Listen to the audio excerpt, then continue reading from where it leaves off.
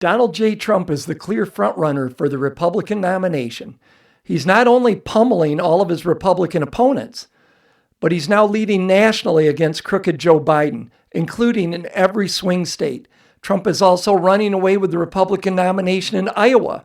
He is an unstoppable force at this point. Morning Mica Brzezinski looked like she was going to cry when she heard the latest polling. Trump shared the clip. Let's watch it. And I want to turn just for a moment to brand new polling out of Iowa on the Republican field for president. Joining us now from the big board, NBC News national political correspondent Steve Kornacki. Steve, what do the numbers show? Yeah, we're basically almost exactly 35 days, almost exactly a month until the Iowa caucuses. What we're going to show you, our brand new NBC News Des Moines Register poll. The Des Moines Register poll is taken by Ann Selzer. She is known as one of the best in the business and certainly the authority when it comes to polling on Iowa. So let me show you these numbers. Republican side for the Iowa caucuses.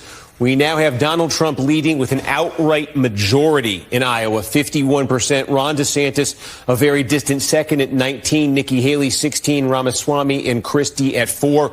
We last polled Iowa in October, also with the Des Moines Register. Since then, look at this, Donald Trump's lead. He has added 8 points to his total. DeSantis up a couple. Haley, who had been moving flat, I think it's significant because in the month leading up to this poll, you had Ron DeSantis pick up the endorsement of the governor of Iowa, the endorsement of a key evangelical leader in Iowa, got a lot of press attention for completing a 99-county tour of Iowa, had a Fox News debate against Gavin Newsom in front of millions of Republican-leaning voters, and was part of that fourth Republican debate last week that Donald Trump wasn't in. So for all those things that we thought might be giving DeSantis a boost over the last month, it is Trump, despite not participating in the debates again. It's Trump who's made the big gains. Trump who's moved to 51% in this Iowa poll. Just a couple other numbers we can show you behind this. These are evangelical voters in Iowa. Remember, Donald Trump finished third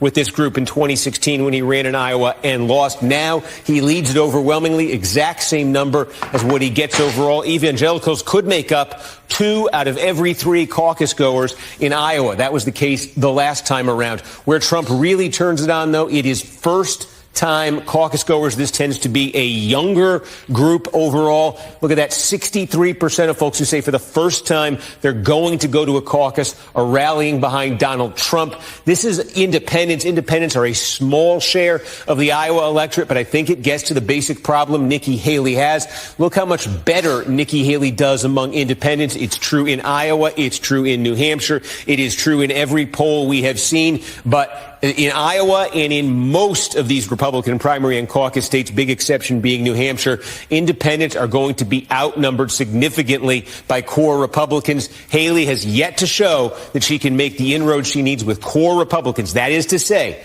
Republicans who like Donald Trump. She's yet to show she can make those inroads to be competitive.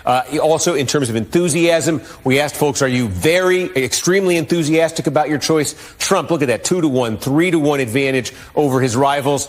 We asked folks, is your mind made up? 77 out of 10% of Trump voters in Iowa say their minds are made up. Again, more than double that of any of his nearest rivals. And then we asked this question here, a lot of words. This is about electability and Republicans' perception of it here. We talked so much in 2023 about Donald Trump's trials. We will continue to talk about it in 2024. But we asked folks, can Donald Trump win the election regardless of his legal challenges? Now, nearly 3 out of 4 Republicans in Iowa say yes. Last month, that number wasn't even 2 out of 3. Big jump there for Trump. We also said, hey, are Trump's legal challenges too much? They make it nearly impossible for him to win. 24% saying that. Again, that number was over 30 last month. So all sorts of signs in this poll, Mica, showing that Donald Trump over the last 6 weeks in Iowa has actually improved his position. And the last time we were this close to the caucuses, again, just about a month away,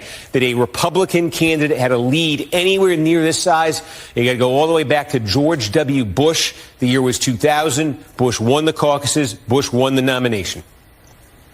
NBC's Steve Kornacki, thank you very much for bringing those numbers just as they break this morning. We appreciate it. Look at what's happening.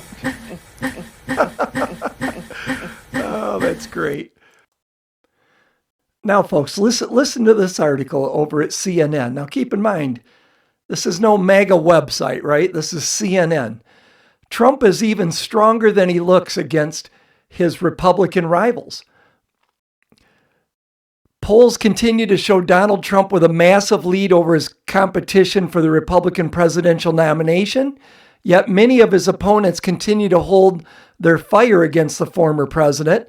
They may be doing so in hopes of eliminating all their non-Trump competition before taking on Trump himself. They can try that. They're going to fail.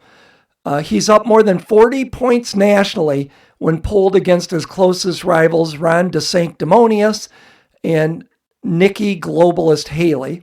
More than that, he is pulling in greater than 60% of the Republican vote. Even if his rivals were able to consolidate into one super candidate, Trump would still win majority support. This is very different from where we were at this point in the 2016 election cycle. Trump was getting somewhere around 25 to 30% of the GOP vote nationally. Now, keep in mind, folks, now he's getting 60%. And this can be easily explained. Trump was an unknown in 2016 as to how he would govern. Well, now we know.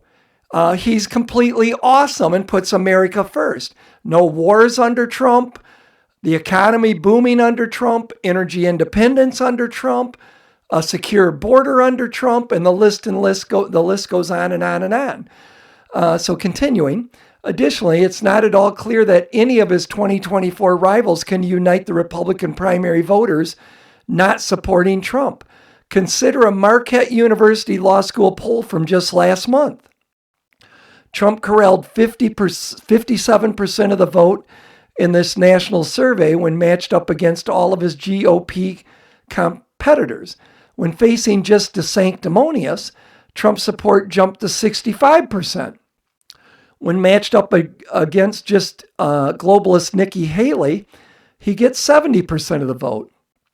We didn't see such numbers in 2016 when Trump was on his way to locking up the GOP nomination. As late as March of 2016, the ABC News Washington Post poll found Trump trailing both Marco Rubio and Ted Cruz, and they're not in this race this time, but if they were, they'd be getting their butts kicked too. So this is good news, and a lot of good things happening, folks. I've been felt pretty pessimistic, and I still think we're going to go through some really crazy stuff, okay? We ain't out of the woods yet, but I do feel the winds of change are in our favor. Good is conquering evil, that we are winning, so we all need to keep the faith. If you haven't subscribed to this channel, please do. Please check mark the notification bell to get all notifications, and comment down below. I like reading your comments. As always, keep praying and keep prepping. May God continue to bless this great nation, and may the good Lord keep you and your family safe. Until next time, Sons of Liberty out.